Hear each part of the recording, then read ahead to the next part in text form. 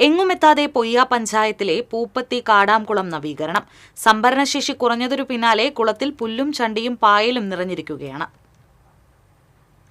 കുളം പുനരുദ്ധാരണത്തിന്റെ ഭാഗമായി റോഡിനോട് ചേർന്നുള്ള ഒരു വശം മാത്രം പൊളിച്ചു കെട്ടിയത് 2022-ലാണ്. നഗരസഞ്ചയ പദ്ധതിയുടെ ഭാഗമായി ലഭിച്ച 20 ലക്ഷം രൂപയാണ് ചെലവഴിച്ചത്. കുളത്തിന്റെ സംഭരണശേഷി കുറച്ചാണ് പുനരുദ്ധാരണം നടത്തിയത്. സർവകക്ഷി യോഗ തീരുമാനപ്രകാരമാണ് കുളത്തിന്റെ വിസ്തൃതി കുറച്ചതെന്നാണ് പഞ്ചായത്ത് എഞ്ചിനീയറിംഗ് വിഭാഗം പറഞ്ഞത്. കുളം നികത്തിയ ഭാഗത്ത് ഉല്ലാസ കേന്ദ്രവും ഇരിപ്പിടവും ഒരുക്കിയിരുന്നു. എന്നാൽ ഇതെല്ലാം കാടുകയറി ഉപയോഗശൂന്യമായി. കുളം ചെറുതാക്കി സംഭരണശേഷി കുറയ്ക്കുന്നതിൽ നാട്ടുകാർ വിയോജിപ്പ് അറിയിച്ചിരുന്നു. ഈ കുളത്തിലെ ജലനിരപ്പിനെ ആശ്രയിച്ചാണ് പ്രദേശത്തെ കിണറുകളിലെ വെള്ളത്തിന്റെ ലഭ്യത. കുഴൂർ പഞ്ചായത്തിലെ പോളക്കുളം ജലസേചന പദ്ധതിയിൽ നിന്ന് കടാംകുളത്തിലേക്ക് വെള്ളമെത്തിക്കാൻ ശ്രമം നടത്തിയെങ്കിലും തുടർ നടപടിയുണ്ടായില്ല. പൂപ്പത്തി മേഖലയിലെ കുടിവെള്ളക്ഷാമം പരിഹരിക്കുന്നതിനും ജലസേചനത്തിനുമായി കുഴൂർ പഞ്ചായത്ത് പ്രസിഡന്റായിരുന്ന സാജൻ കൊടിയനാണ് ഈ നിർദ്ദേശം മുന്നോട്ടുവച്ചത്. എന്നാൽ തുടർ നടപടികൾ സ്വീകരിക്കാൻ ജലസേചന വകുപ്പും പൊയ്യ പഞ്ചായത്തും ശ്രമിച്ചില്ലെന്നാണ് ആക്ഷേപം.